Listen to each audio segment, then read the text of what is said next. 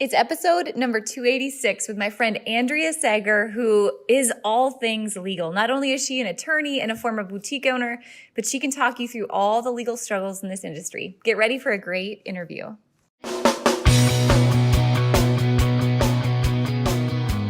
Let's talk about your business, strategy, and the juicy details of what actually works, from mainstream fashion to fashion on Main Street and the entire ecosystem behind it. How do we scale your company and do it with the balance and the happiness that we all seek? Let's hear from those insiders, experts, and strategists that actually make it happen. I'm your host, Ashley Alderson from the Boutique Hub, and I can't wait to chat.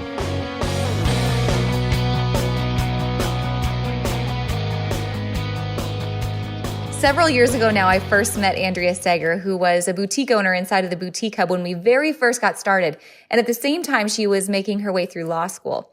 Once she graduated law school and became an attorney, and the more we began to visit, it became so clear that there was such a huge need for trademark help and really industry-specific help for both boutiques and wholesalers in our industry. Soon after, Andrea's business absolutely took off as she began to help people in our industry name their businesses, create trademarks, deal with some of the common legal issues that came up. And after, she started her own membership program called the Legalpreneur, which today she does full-time. No longer having a boutique, but still full-time in the industry, Andrea helps growing business owners, brand new and well-established, protect what is legally theirs. Join me in the conversation with my friend Andrea today as we talk about copyright infringement, trademarks, and some of the issues that seem to really plague our industry today, and how you can protect your business for the long haul. Hey guys, get out your pens and paper this week, class, because you're going to want to take notes on this week's episode. I'm joined by my friend Andrea Sager, who has been a long-time member of the Boutique Hub, honestly, since before the beginning, I would say. Boutique owner who went to law school, who has an amazing business serving our industry with all of their legal needs. So Andrea, thanks so much for joining me today. Thanks for having me. I'm excited to do this. And it has been forever, I feel like, since I've been part of the Boutique Hub. Yes, from the very early beginning. So I love that we get to have this conversation and the way that you serve your clients today, because you fully understand the business, because you've walked in everybody's shoes as a retailer yourself. But now you serve them on such an important level. I think sometimes legal can be so intimidating to retailers, like the thoughts of having to hire an attorney and the expense, and does the attorney understand my business? But you really, you serve a definite niche today. So I'm excited to pick your brain. Sound good? Thanks. Yeah. And I feel like I owe a lot to the Boutique Hub, because I feel like if it wasn't for the Boutique Hub, I wouldn't be where I am today. So yeah, I'm excited for this. Oh man, that to hear those stories, honestly, before we even get started, I just have to tell you this. Our mission at the Hub is to serve boutique owners, obviously, right? To serve our entire industry. And my mission has always been around changing people's lives. I know when you change a business, you change a life, you change a team, you change a community, but it's not just boutique owners. Like, I think about your business and so many service providers that we work with that have been shaped because this community of boutique owners came together. So I think it's so cool to see that come full circle. Yes, I love it. And seriously, like the Boutique Hub, I feel like it has shaped a ton of businesses, which is incredible. Man, love it. All right. Well, give me the backstory, Andrea. Talk to me about the boutique first, how you came into that world, and then your transition into legal. Yeah. So funny story. I started on Poshmark, and in college, I was not like the, I guess, quote unquote, broke college student.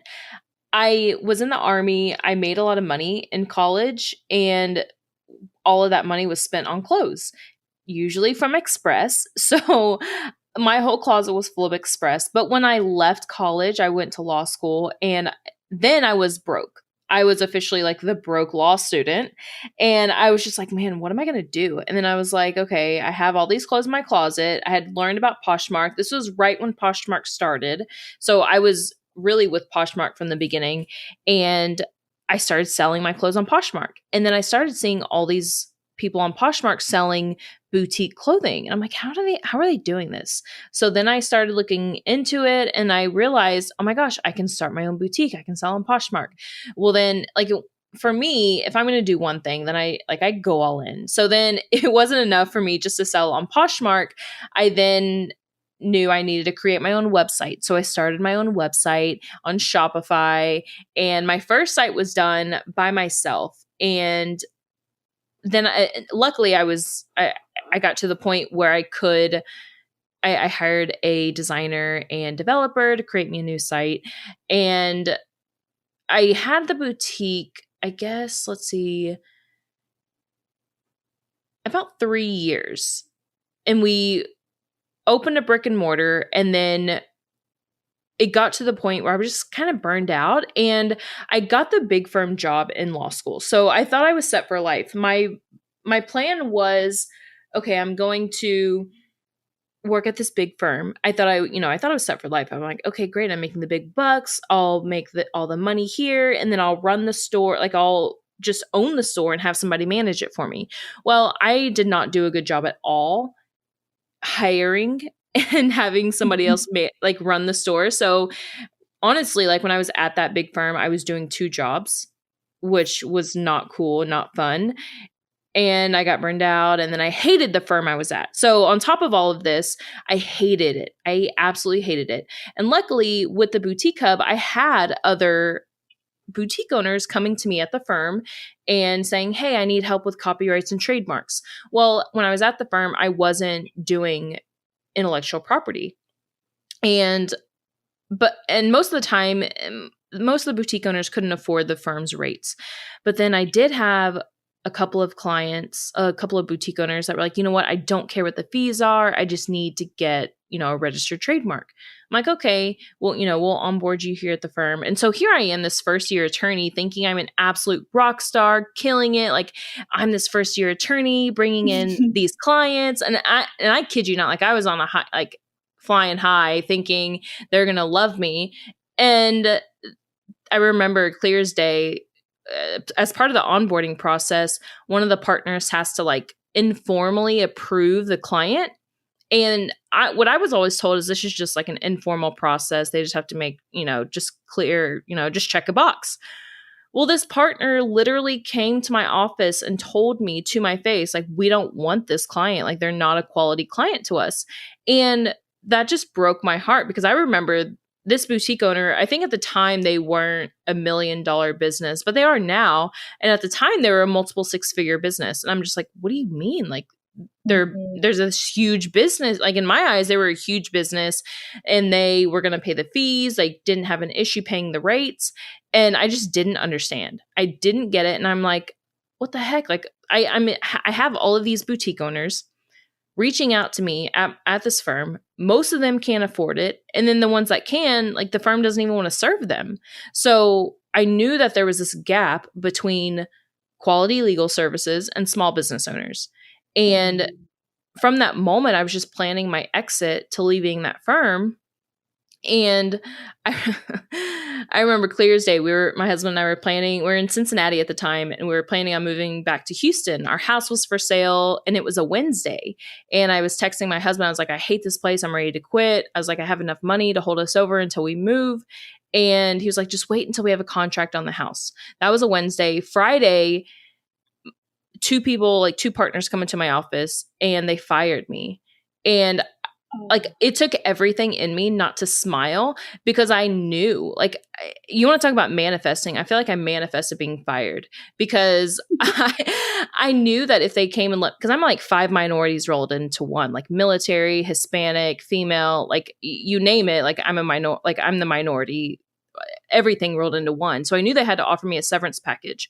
So they did. I got like 3 months pay, and I could just leave. So I was like days away from quitting, and instead they come and fire me, and I get money to leave. So everything yes. And everything just fell into place. And at that time I was also looking for a buyer for the boutique, and nothing had happened. And, I had people interested, but it just wasn't working out. And literally within days, like that Friday I got fired, that Sunday our house sold, that next Monday I had a buyer for the boutique, and it just all fell into place. And so I knew I was doing the right thing. And I remember that Friday I got fired, and I posted in the boutique hub, like, hey, I'm officially on my own. And immediately, like, I had a client, and I was like, okay, this is it. Like, I know I'm doing what I'm meant to do. Hmm. Man, isn't that amazing how life works out when you're intentional about like, this is the direction I'm going to go? Yes, like it was so crazy because at the time, it's like, okay, well, I think I'm doing the right thing. I think I might have clients, but literally like one thing after the other just fell into place. And Mhm. it's been magic ever since. That's awesome. All right. So fast forward to today, you're serving tons of boutique hub clients, but I know you're taking clients obviously outside of the boutique hub as small business owners. And I feel like we get tons of questions every single day about legal. So let's kind of go through some of the most commonly asked questions you get. Sound good? Yes, let's do it. Okay, let's start at the beginning. Everyone who's starting a business has to choose a business structure, a legal entity. How do you recommend boutique owners get started in choosing the right entity?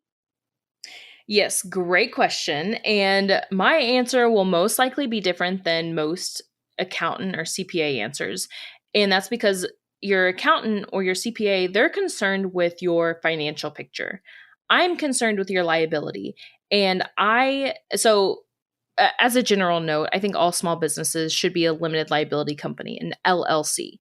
Now, when should you do that? The answer will vary. If you go to any Facebook group and ask the question, you'll get a million different answers from people who are not attorneys or accountants. But my answer is that you should do it as soon as possible, because if you don't have that protection, anything can happen, and it's not retroactive. So let's say you open your business on day 1 and you're just a sole proprietor, you don't have an official entity. Day 2, you blow up overnight and you're making $1 million. Well, then day 3, you decide to file an LLC because you're finally making money. Well, let's say on day 1 or day 2, you did something that causes your business to get sued. Well, guess what? That LLC is not retroactive to day 1 or day 2. So it doesn't matter that you filed on day 3, because if they sue you and they get a judgment against your business, well, it's a judgment against you, and they can come after your personal assets, your house, your car, whatever you own personally. They can come after that on top of your business assets. So you need to be an LLC as soon as possible, because you never know what's going to happen. Oh, so important. So just to reiterate, a lot of people get started like, oh, I'm just going to use my social security number. I'll be a sole proprietor. But you are, my father-in-law is an insurance agent. So I feel like we come from the world of like risk mitigation. Yeah, exactly. Yep. And it's easy. Talk about the process of signing up as an LLC. It's pretty affordable, not a difficult process to walk through. Yeah, this is definitely something that's figure outable, definitely something you can DIY. And all you have to do is, I don't have like the official website. I just tell people, look, Google your state plus Secretary of State. And so like Texas Secretary of State or Texas LLC filing. Make sure you go to the actual government website, not LegalZoom or whatever pops up. Go to your state's government website, which is the Secretary of State's office. And they are very, very helpful helping small business owners get everything done correctly. So typically they'll either have videos or very step by step.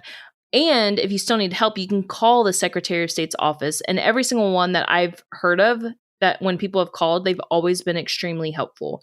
So I know boutique owners, we're always balling on a budget, don't have all the money in the world. So if you're DIYing, it's definitely something that can be done on your own, and it's 100% figure outable. The fees vary according to what state, and they range from $50 up to like $800. California, you have to pay your $800. It's $90 to file, but you have to pay your $800 franchise fee every single year. Texas is $300. Hawaii is $50. Florida is $100. I'm just going off of what we've done lately. I would say most states are about $100 for the filing fee. Perfect. Not that difficult. Once you get that started, actually, before you get that started, I should ask this question first. I know your name is critical, and so many people come up with this great name, and maybe they Google it, maybe they don't, but that can get you into a ton of trouble down the road. Talk to me about the importance of choosing the right name. Yeah, this is my bread and butter, trademarks. Trademarks are what identify your brand. So number one, your brand name. And at the end of the day, it doesn't matter what your LLC name is. I mean, you could have XYZ LLC.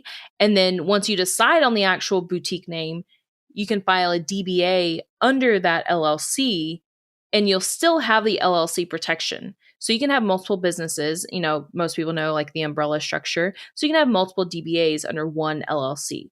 Now, choosing the name, there's a lot that goes into it. And you need to make sure that you are doing as thorough of a check as possible on your own. And then you still need to do a trademark search with an attorney to make sure that you're not infringing on somebody else's trademark, because trademark infringement doesn't occur. It doesn't just occur when it's the same exact name. Trademark infringement occurs when there's two names that are so similar, offering the same or similar goods and services. So when the services and goods are similar and then the names are so similar that they're likely to cause confusion with consumers. So if somebody shops with, you know, the person down the road thinking that it's you because the names are so similar, well, that's trademark infringement. It doesn't matter if it's, you know, a different name. As long as they're similar enough, then it's trademark infringement. So adding the to the beginning or adding shop or boutique to the end, none of that makes a difference. If it's similar enough to cause confusion, then it's infringement. So, for example, my brand name is Andrea Sager Law. If there's an Andrea Sager Legal, that's infringement. Andrea Sager Law or Legal, that's infringement.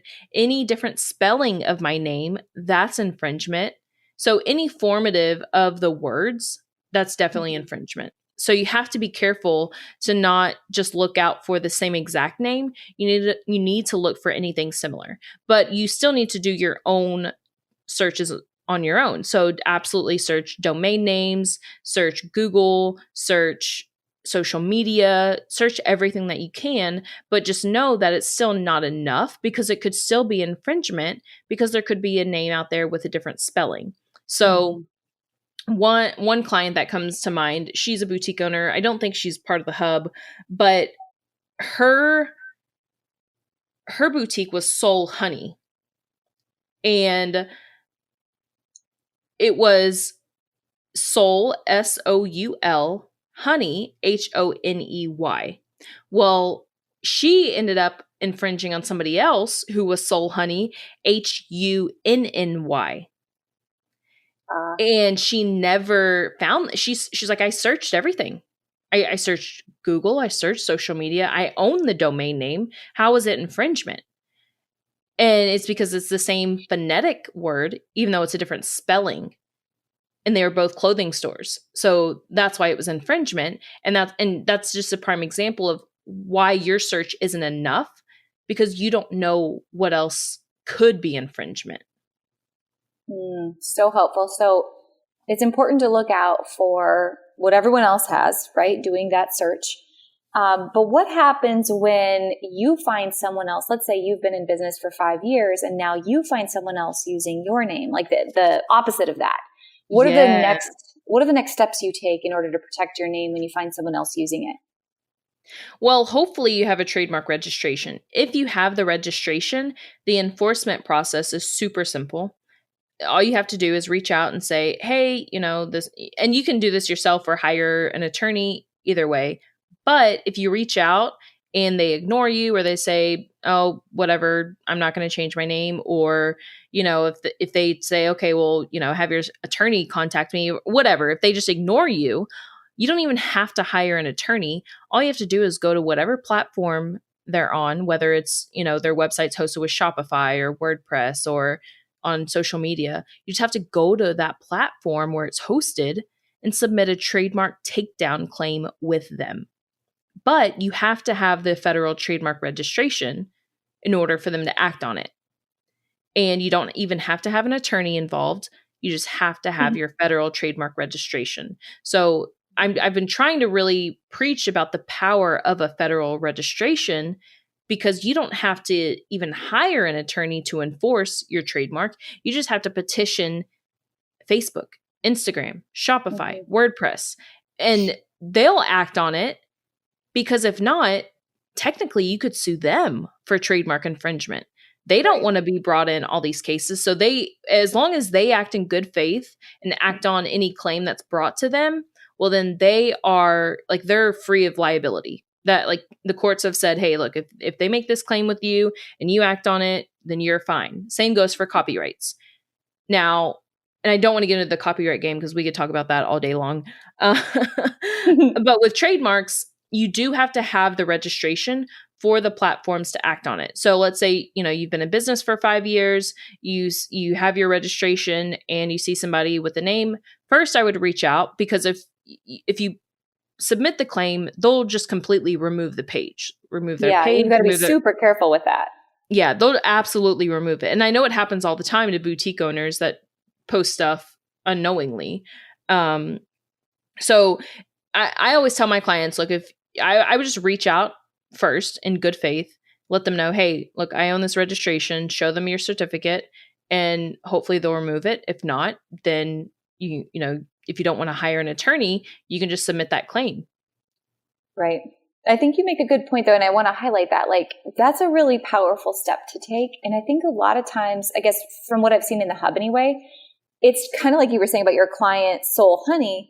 A lot of times people may infringe and they might not know they're infringing. Like, I like to give people the benefit of the doubt. So the more you can reach out ahead of time and be like, hey, I'm not trying to be a jerk here, but it is what it is. Can we please work together? Here's a proposed time frame that you can use to change your name and your social handles and branding and all that, because it does take time.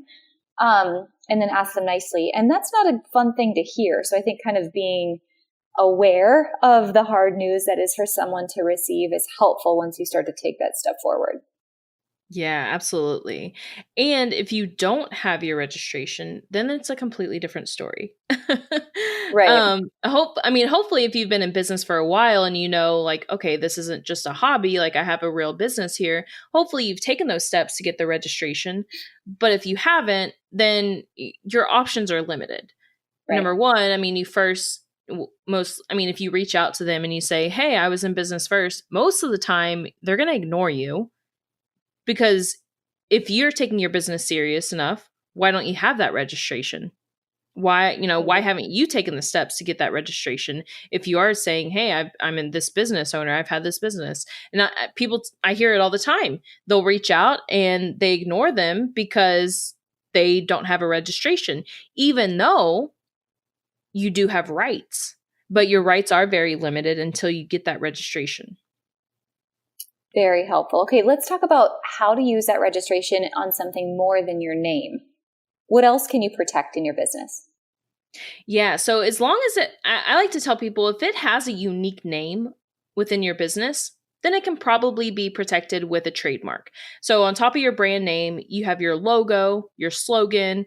If you have a podcast name, if you have a product name or a product line, all of those things can be protected with a trademark. Hey guys, you know how much I love talking about knowing your numbers and the importance of great data and inventory management. And so when it comes to point of sale solutions, this is a huge topic here on the podcast and inside of the Boutique because your numbers matter. So this week, I'm really excited to let you know that this week's podcast was brought to you by a vetted partner of the Boutique Hub who we've seen in action and we know works. And that's our friends at Springboard. Springboard Retail is now officially known as Heartland Retail. So new name, same great product. And Heartland Retail is more than just a point of sale, but it's actually a full retail management platform with a cloud-based point of sale and robust back office tools, meaning it will integrate with the e-commerce solutions and many other things you're working with right now. It includes real-time inventory management, best-in-class custom reporting. Seriously, the reports are endless, you guys. Plus purchase orders and receiving tools on the platform, physical counts, advanced coupons, and promotions that you can actually report on too, plus customer dashboards that allow you to collect any type of customer information you can dream of. And best of all, I think this is so cool. Heartland Retail was built by retailers for retailers. So the founders and the developers understand your pain points because they've had those same pain points themselves. When I think of words that members use to describe Heartland Retail, I hear easy to use, intuitive, flexible, customizable, powerful, and great reporting. So if you would love more information or to schedule a quick demo and a personalized one-on-one with one of their retail experts, visit heartlandretail.us/boutique hub and thank them for being a partner of the hub and sharing an awesome vetted platform with perks to all of our members. Perfect. How about the content on your site? Sometimes we get boutique owners that say, so-and-so came in and copied all my product descriptions and my about page and whatever else. I feel like we've seen it all, right? Yeah, exactly. On my website. Talk to me about, that's not trademark, but how do you protect what's on your site? Yeah, so that is copyrights. Copyrights protect your content. So think, the everyday, so the content on your website, your blog post, your photos, your videos, your product descriptions, your designs. So you can enforce those the same way online by submitting a takedown request with all the platforms. Luckily, with copyrights, you don't actually need a copyright registration because you automatically have rights the moment the work is created. But you cannot sue unless you have a copyright registration. Okay. And is that on your site? Is that called the DMCA? DMCA, Yes. Am I saying the right? Takedown? Yes. Okay. Tell me more about that. Yeah. So it's the Digital Millennium Copyright Act. This was enacted early 2000s or late 90s, and for this exact purpose. And it really came about because of photographers and their photos constantly being stolen. But more than photos, you can enforce anything online. And we actually have a full program for our clients that we monitor their designs online, looking for infringements of their designs. And all we do is submit takedowns for them because, I've gone the route of, sending the cease and desist letters, but most of the time it's, Susie Homemaker who started her business yesterday and who doesn't understand copyright laws. So I don't want to force my client to have to spend, a few $100s on every cease and desist letter that we send out. Yeah. Instead, we just go the more efficient route and submit a takedown request online. And, of course we get backlash, but at the end of the day, there's only so much you can do. And, if they were being the responsible business owner, they would know that it's not okay. You're doing everything you can to police your work. You literally, some of these clients, I'm working with $1 million t-shirt companies here who literally have thousands of people infringing on them. They can't reach out to every single one of them. Right. Why is it on them to be nice to the other people? And they are being nice. They're not suing, which they absolutely could, but it's just not worth it. Yeah. That is a whole nother animal. Let's talk about next. Oh my gosh. Our t-shirt community, first and foremost, I got to give them props because it is a roller coaster keeping up with who's created what design and who's knocked them off. And there's this perception of if I change the design 20%, then I can knock them off, which is complete crap. So don't ever believe anyone who tells you that. I think I could follow up with 55 questions on just this topic alone, but let's start here. Talk to me about the importance of protecting your designs if you're a boutique owner or if you're a wholesale brand creating t-shirt designs. And as a boutique owner, when you're buying from wholesale brands, how to know if you're getting originals or knockoffs. Oh man, good questions. Oh, okay. So as the t-shirt designer, you always want to be original. And sometimes this is hard because at the end of the day, nothing is original. Mm-hmm. Everything is inspired from something, but you have to be original enough.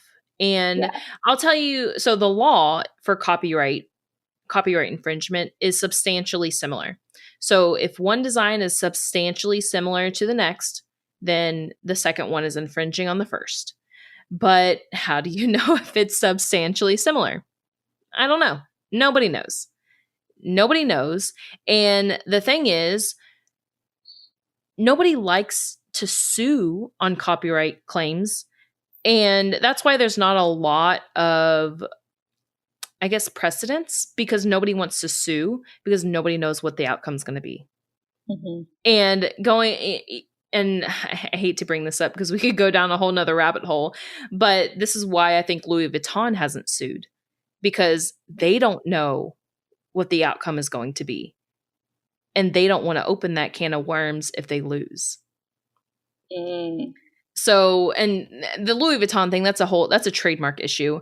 And I mean, there's so many nuances there. And I feel like we'd have like 5 podcast episodes about all this. Well, start here though, Andrea. Make sure we talk we're talking Louis Vuitton, like if you upcycle a purse versus Louis Vuitton when you buy a whole roll of fabric with the Louis Vuitton logo on it. Like that's a different thing. Yes. That is definitely illegal. Let me go ahead and clarify that. So if you create a t-shirt with Louis Vuitton, with the Louis Vuitton logo, or if you are using a fake Louis Vuitton bag to create the new products and upcycling, that is illegal. That is counterfeit, and Louis Vuitton will sue you for that. And we've seen that happen. We've seen those letters happen. Yes. However, what's iffy and what nobody knows if it's okay or not is using an authentic Louis Vuitton bag to upcycle it, to add fringe, or to cut up an actual Louis Vuitton bag and create a new product. If it's authentic and you create a new product, that's what Louis Vuitton has not sued on. And I mean, I know it's because they don't know what the outcome is going to be. I mean, you can look up, if you Google right now, Louis Vuitton, counterfeit lawsuit, I mean, they'll sue you all day long because it's counterfeit, and that's 100% illegal. Right. What's not a slam dunk for them is people upcycling and even buying a brand new Louis Vuitton handbag just to cut it up and create new products. Mm-hmm. Like Louis Vuitton doesn't know whether that's illegal or not. So they haven't sued on it. Are they going to? I have no idea. Right. I don't think they want to. There's people making millions of dollars doing this. And if they're going to sue somebody, they're going to sue those people, but they haven't done it yet because they don't know what's going to happen. And if they sue and they lose, well, guess what? Like the floodgates are open. Yes, exactly. So talk to me about, because we've seen so much of this happen. So there's been a lot of discussion inside of the Boutique Hub. But talk to me about what you have seen as far as those that are doing counterfeit that have had their entire social media presence erased and businesses lost because of it. Yeah. So if you're selling counterfeit material, and this goes for any brand, I know the Dallas Cowboys are a big one. They are big enforcers on their brand. If you're selling any type of counterfeit material, they will submit that trademark takedown online. And like we said, you get no notice. You get no notice. Facebook, Instagram, they just remove your page. So if you have 1 million likes or followers on Facebook or Instagram, guess what? All that's gone if you're infringing on their trademark. So if you're selling actual counterfeit material, then you're done for. And how do you know? Now, when it comes to the bigger brands that have the actual trademark, so, Louis Vuitton or Dallas Cowboys, especially when it comes to Dallas Cowboys, you need to ask, hey, do you have a proper license to be selling this? And if they do, they should be more than happy to show you the license. Mm-hmm. If they don't, then I'm sure they're not going to show you, or they'll say, it's authentic. Like, we can sell this, or I don't know what they would tell you. But if you ask for proof that you're authorized to sell and they don't show it to you, I would not sell it.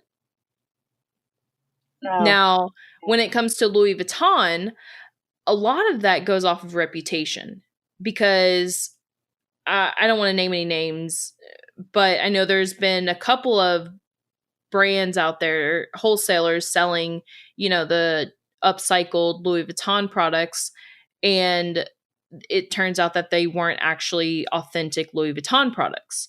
And those people are getting in trouble. I've actually been dealing with a couple of those people that have been getting those letters.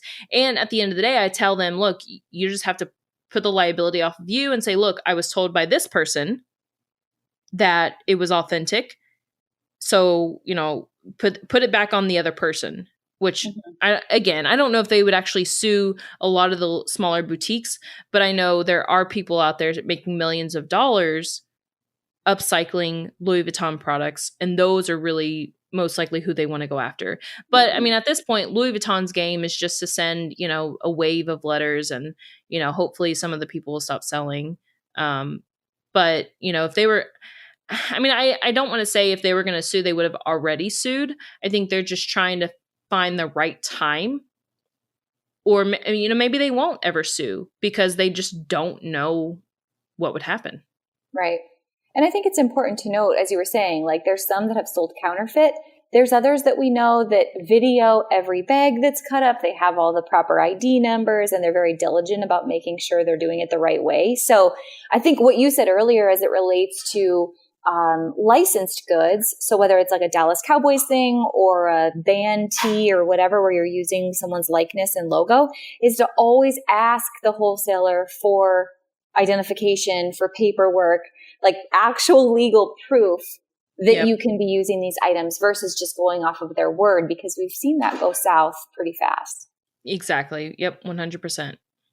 So talk to me about, I think there's probably people listening saying, hey, Andrea, what's the difference between having licensed goods versus, say, trademark goods? Yeah. So the licensed goods, that license comes from the owner of the trademark or the copyright.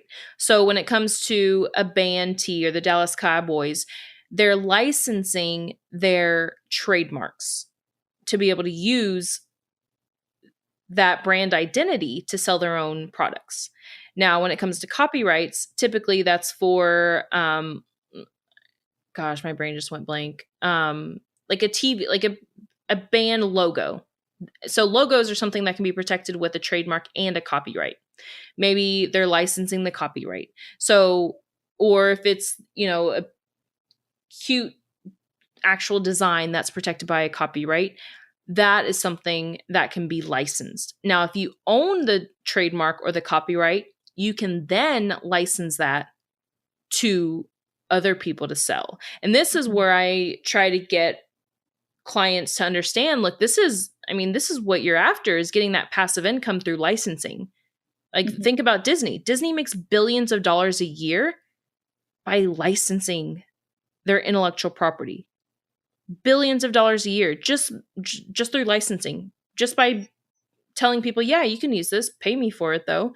So I'm trying to get a lot of my brands to understand, look, once you create this brand and you create this brand identity, then you can license your materials out to other people. Absolutely. Take this another step further. There is this huge trend today of transfer sales happening inside of, primarily on Etsy, where someone says, oh, I've got a Cricut or I've got whatever. I'm going to start making my own t-shirts and I'm going to go buy these transfers off of Etsy. Talk to me about the risks associated with that and how to mitigate them.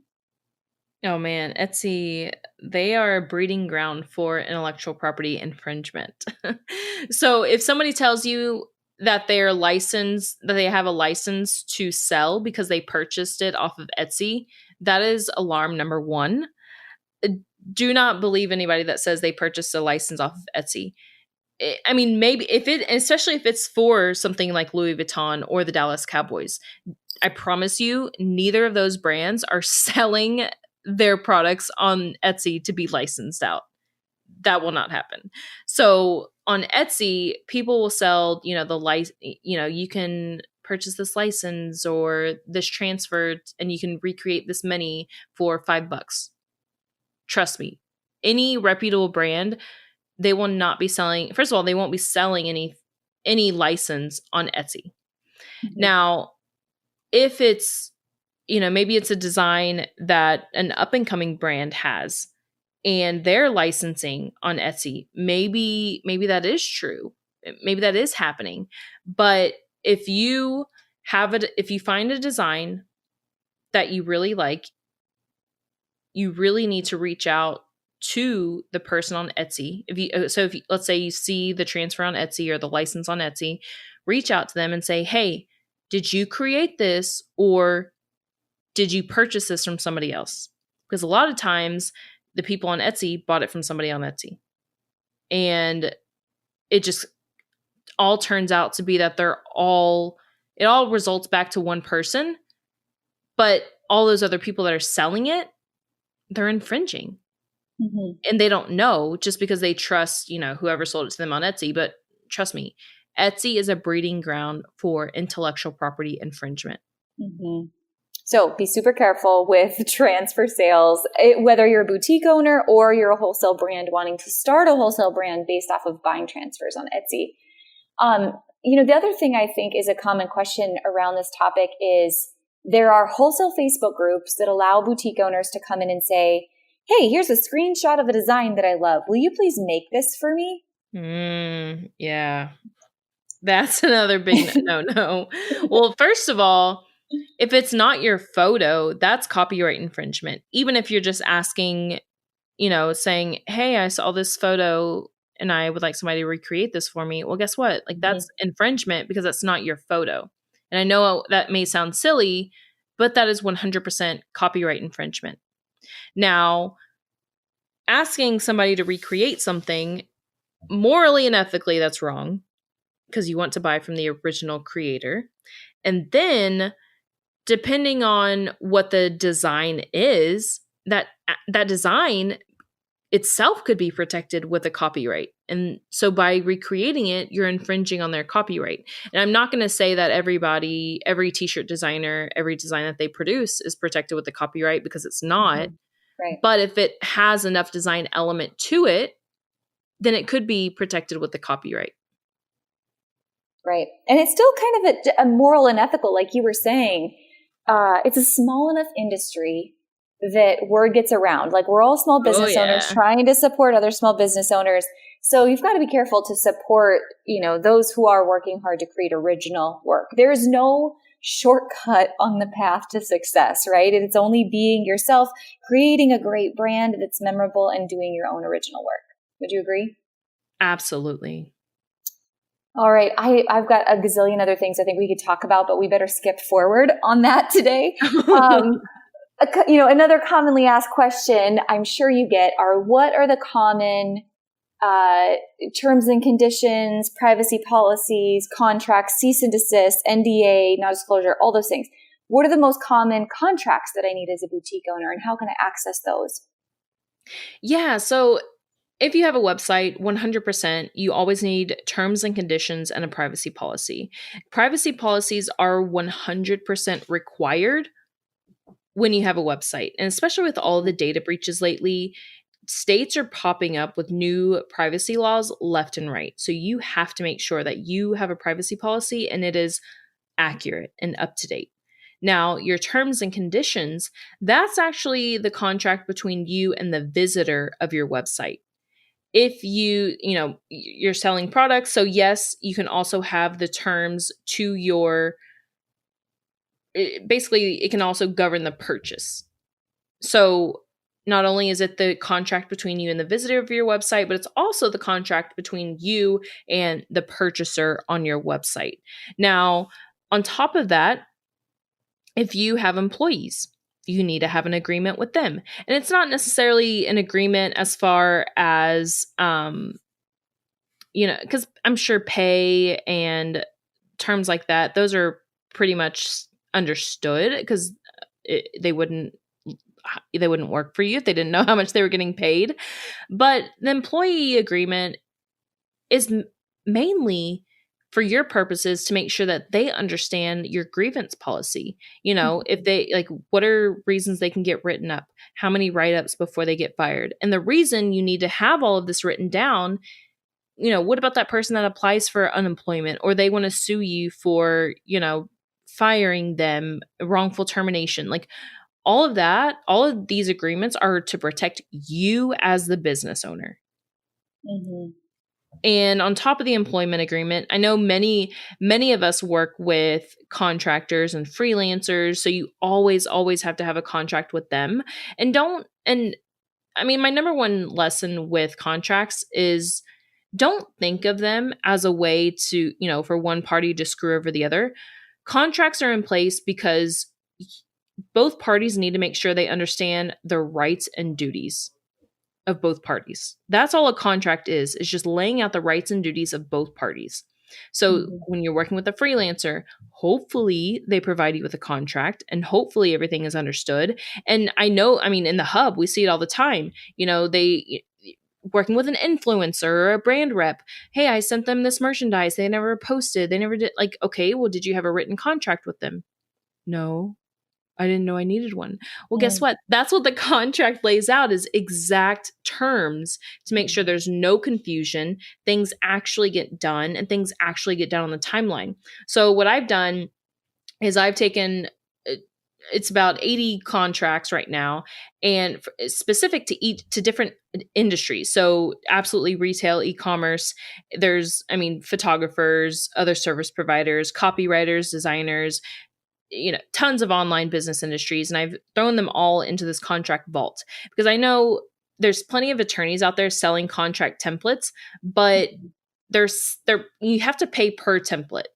And, I've just said, you know what? I don't want people to pay per template. I just want them to pay one fee monthly or yearly, and they'll get all the contracts. And then on top of that, what I've learned as an attorney for hundreds of businesses, these business owners don't get in trouble because they mean to. They're not con artists. They just don't know what the law is. So with the contract vault, it's really two parts. Number one, you get the contracts. Number two, you get our members only Facebook group where I'll be teaching live every single month. And I'll be teaching an in-depth legal topic, and we'll be doing Q&A to make sure that you truly understand the legal side of your business. You understand the laws around business to make sure that you are steering clear of infringement, steering clear of, breaking any laws and getting in trouble when it comes to your business. Oh man, such a valuable resource, Andrea. Thanks. Yeah, no, it's something I'm really excited about just because being the small business owner, I've been there. And even being in law school, when I started my boutique, I didn't know. I didn't know what the laws were. So even as a law student, knowing I didn't know, I know there's so many business owners that a lot of the times it's an accidental business because, maybe they have this hobby, or I know a lot of boutique owners, they love shopping and they love buying clothes and they decide to make a boutique out of it. And it's truly like maybe an accidental business. And yeah, they can make money. They can make money all day, but it doesn't matter if you can make money all day if you can't keep that money. And that's what the contract vault is doing, is helping you keep your money by getting all of your contracts in place. We have for e-commerce and retailers, it's, employee agreements, brand rep agreements, influencer agreements, the terms and conditions, your privacy policy, working with contractors, you name it, it's in there. I love it. Well, Andrea, we'll link it up inside of the show notes. So if anyone's interested to learn more about the contract vault, they can catch it there. Or I know you're inside of the Boutique Hub often. So if you guys are members of the Hub, you can also jump in and ask Andrea some questions and we will get you a link there as well. Absolutely. Awesome. Well, Andrea, I feel like our time together has flown by because all these are such important topics and we totally could have swirled because we've watched so much of this unfold. I would just say this just to kind of back up everything that you've said so far. I feel like at the beginning of business, you go through these stages, right? At the beginning, I did not want to hire an attorney for anything because I was broke, doing everything on a budget. But the more you grow, the more you realize like, wow, I'm really opening myself up to a lot of risk. And it becomes essential to have a great attorney that you can trust. And I know you've done a lot of work for us too on trademarks and just different issues that we've had. So I want to thank you for the service that you provide to our industry. And I just recommend, I couldn't say it highly enough. And you're not paying me to say this. I just truly feel like if you are ready to grow your business and take some of these things seriously, this is a huge step in the process and you have done a great job. Thank you. I appreciate that. Yeah. And seriously, like I probably would not be where I am today without the Boutique Hub. So super grateful as far, business wise, having the boutique and now as a service provider for the boutique, number one fan of the Hub over here. Love it. Well, Andrea, any parting thoughts you want to share with our community today on a parting tip for success in 2020? Yeah. You never, like the biggest thing I tell people is you never know what's going to happen. And a lot of the legal protection isn't retroactive. So you need to protect yourself up front because, an ounce of protection is worth pounds of cure, or pound of cure, whatever that saying is. I don't know. But seriously, if you protect yourself in the beginning, you're going to spend less money down the road defending yourself. I love it. Well, Andrea, thanks so much for your time today. And again, we'll link up everything you guys need to know to meet Andrea inside of the show notes and any day inside of the hub. Thank you again, Andrea. Thank you. Have a good one.